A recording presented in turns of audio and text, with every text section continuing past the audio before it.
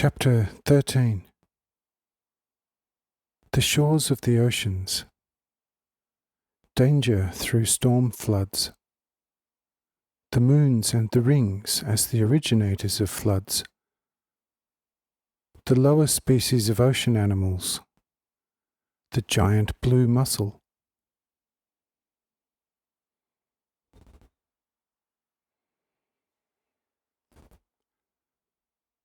To this point, we have learned almost everything about the formation of the country itself, the rich vegetation, and the waters, and how all this can be properly used. Now we will turn from the kingdom of the elementary metallic vegetables and water sphere, which is the primary basis for the animal kingdom, to the animal kingdom itself.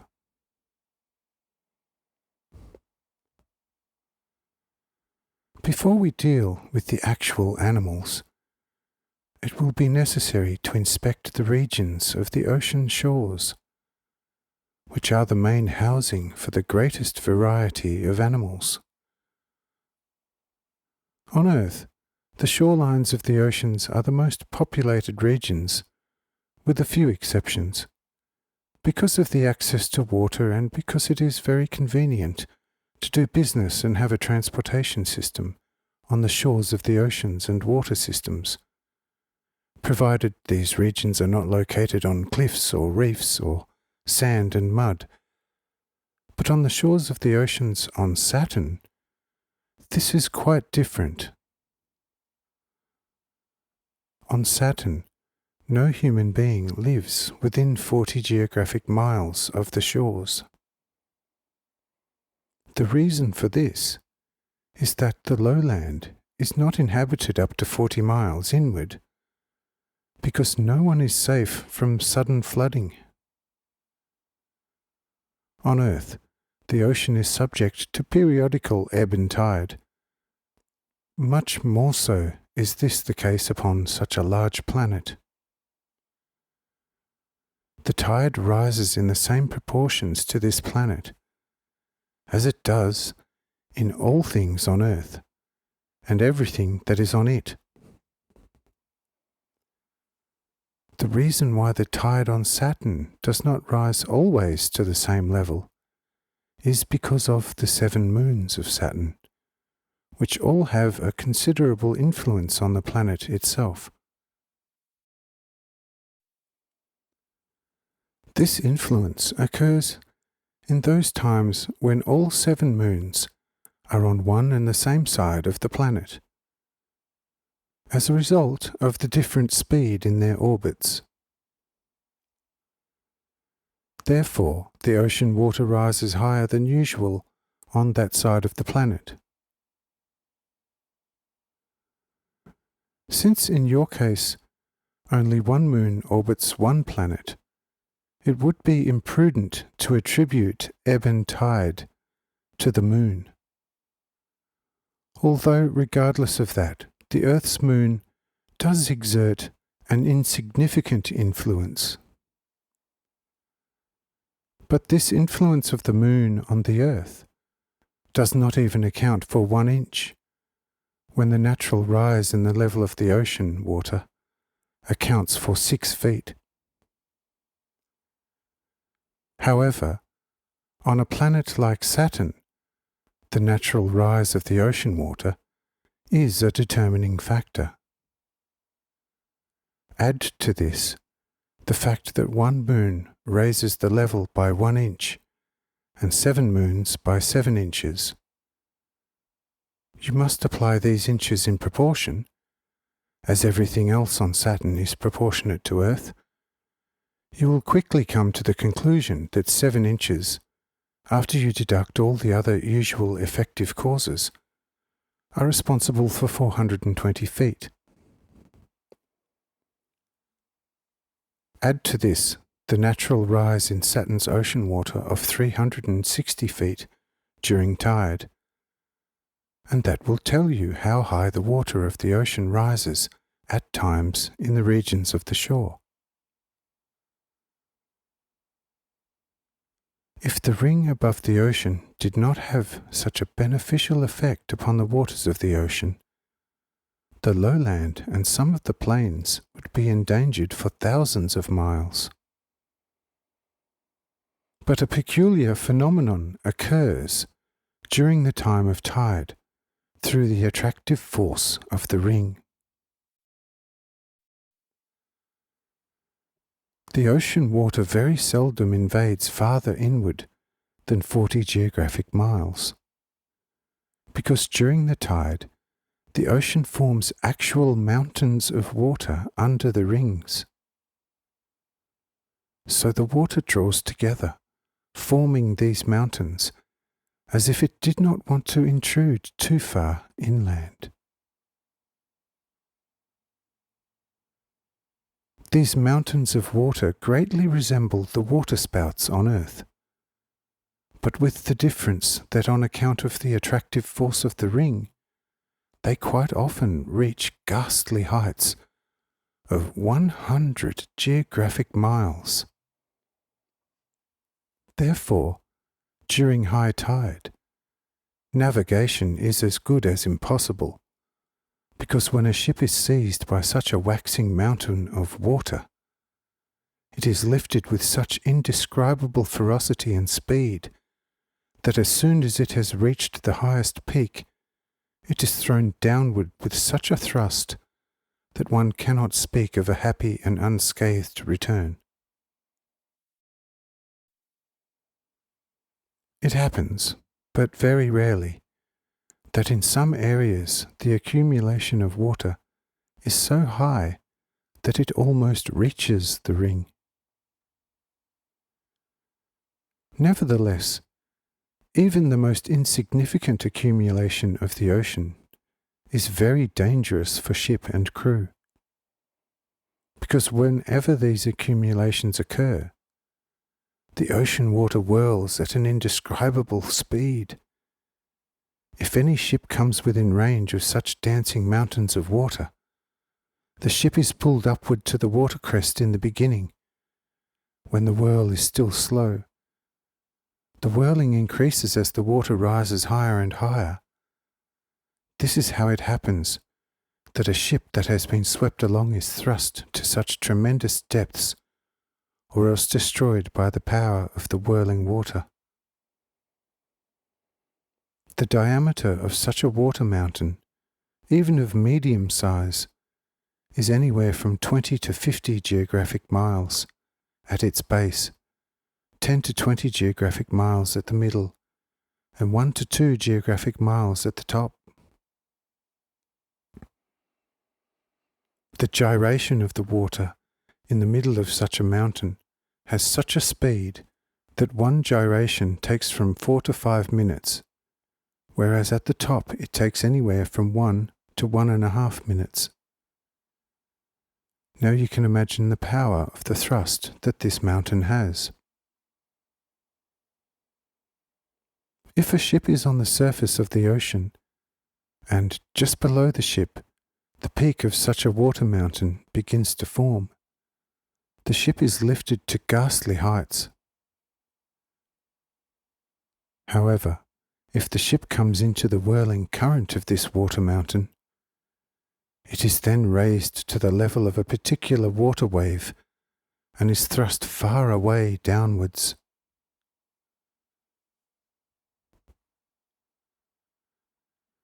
This explanation has been absolutely necessary before beginning with our description of the animal kingdom, because we have learned that on account of these circumstances, the shores of the Saturnian oceans are not habitable.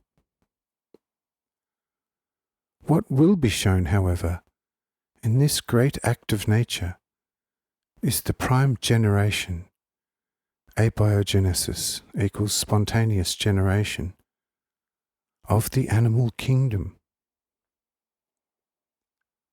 Because through this occurs a phenomenal mating act, through which the atomic ether animalculae are admitted into the water, where they multiply from class to class, until they reach a level which you on earth call the kingdom of the amphibians.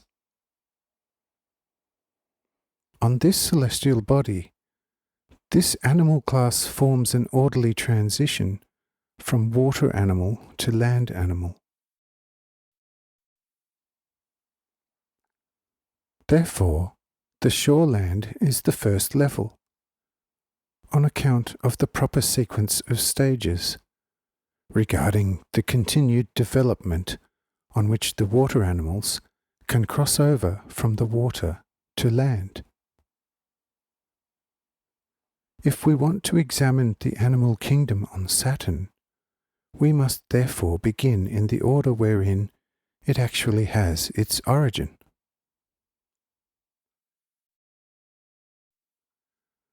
Therefore, the water of the oceans is the first habitat of the animals. Which kind of animals do we discover first on this celestial body, namely, in the ocean waters? Even there, the order is the same as on earth. The first class of animals consists of countless amounts of extraordinarily small white worms, which are so tiny that millions have adequate room in one normal drop of water. The second class is a larger class of worm which is already equipped with 2 arms. Even these are not visible to the keen eye of the Saturnites. These animalcula of the second level consume many thousands of the first species every second, and through this pattern their life into its own.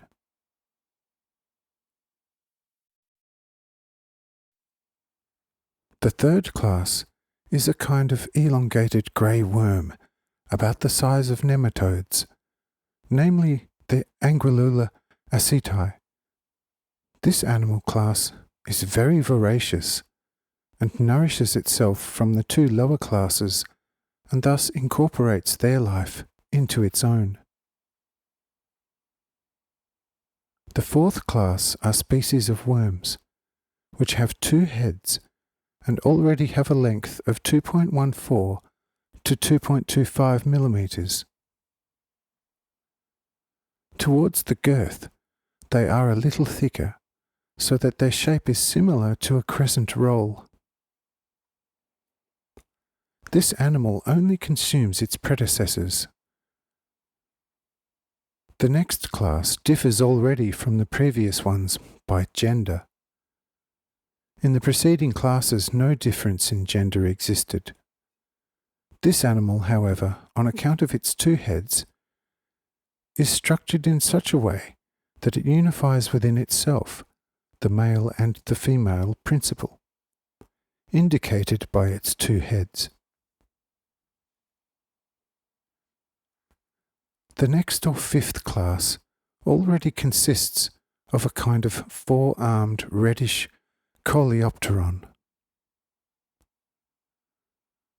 This animal has a visible length of 4.28 to 4.5 millimeters and a body width of about 1.07 to 2.12 millimeters. It is a glutton because it eats all the preceding classes in countless amounts and thereby incorporates their life into its own. That is how, in the case of 1,000 such levels of such living beings, one always enters into the other until they are accepted by the class of the crustacean. The class of the crustacean is just as plentiful. What appears first is the mussel, then the snail.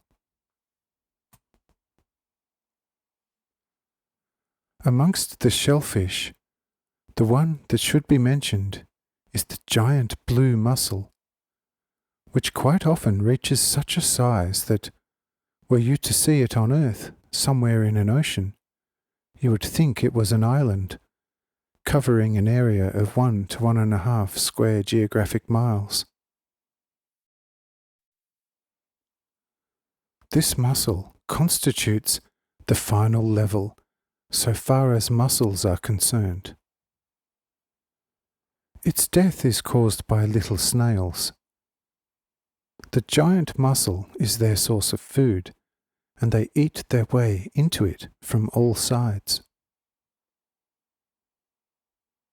When the muscle is consumed in this manner, the shell is either thrown onto a smaller island or onto the shores of the mainland through the ebb and tide,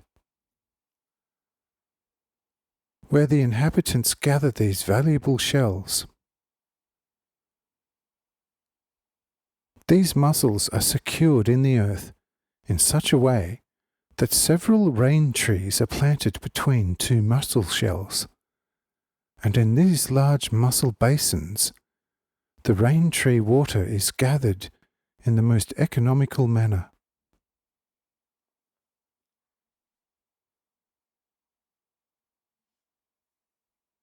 The outer side of this giant mussel is not particularly beautiful, its colour being dark green. However, the inside is much lovelier. It is similar to bright shining gold, covered with a beautiful azure blue. Therefore, when you look at this mussel water basin, it is magnificent when filled with the water from the rain trees.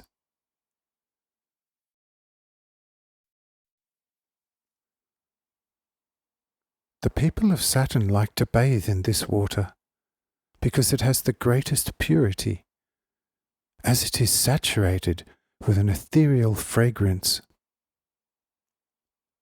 Its scent is similar to nardus oil on earth, which is also among the most fragrant on earth.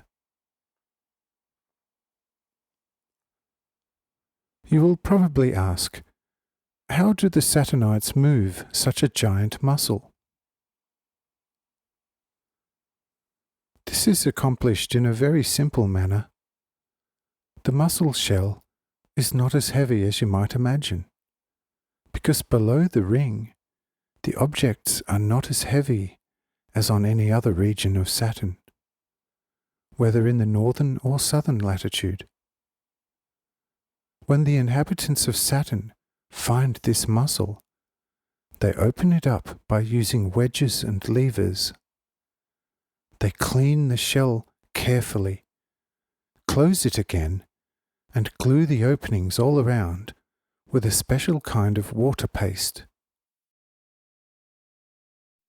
Then they wait with their ships for a little tide. This then lifts the mussel, which they have secured with a strong rope to their ship, and they begin their voyage inland on one of the rivers, with the speed of which you have no concept. Under these circumstances, a Saturnite uses his mighty willpower to the fullest extent. Therefore, you should not be surprised that the Saturnites transport objects from place to place which you would not dare to move because of their size and weight. This will be pointed out in a much clearer manner when other opportunities arise. In the next chapters, we will examine the animal kingdom more closely. But for today, I say, Amen.